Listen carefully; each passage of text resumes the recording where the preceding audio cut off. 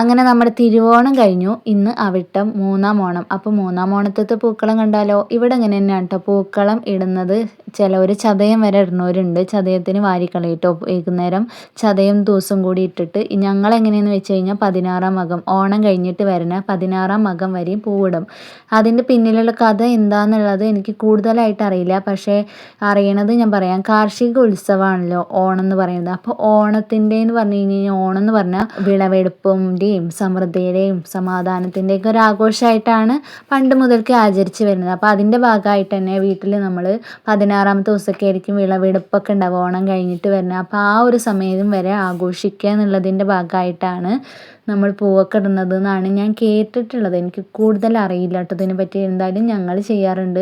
സമയമില്ലാത്തപ്പോൾ ഒരു പൂവെങ്കിലും ആ കളത്തിൽ വെക്കാറുണ്ട് കേട്ടോ, പൂത്തറയിൽ വെക്കാറുണ്ട്.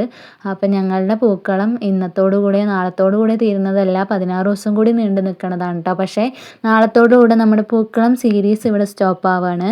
ഞാൻ പറഞ്ഞിട്ടുണ്ടായിരുന്നു ചതയം വരെയാണ് ഞാൻ പൂക്കളം ഇടുന്നത് കാണിക്കുള്ളൂ എന്ന്. അപ്പോൾ അതുവരെ ഞാൻ എന്തായാലും പറഞ്ഞ സ്ഥിതിക്ക് കാണിക്കുക എന്നുള്ളത് കൊണ്ടാണ് കേട്ടോ കാണിക്കണത്. ഇന്ന് നല്ലോണം നേരം വൈകിട്ടാണ് എണീറ്റത്. അതുകൊണ്ട് തന്നെ നല്ലോണം വെയിലും ഉണ്ട് കണ്ടോ.